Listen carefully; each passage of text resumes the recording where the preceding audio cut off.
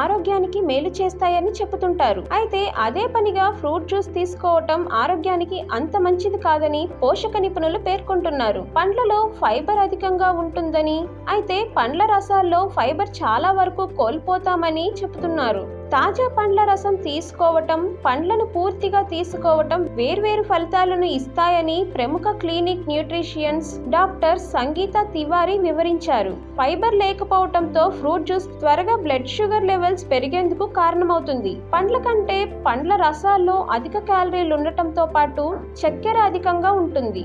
పండ్లలో vitamins, minerals, anti ఆక్సిడెంట్లు పుష్కలంగా ఉంటాయి.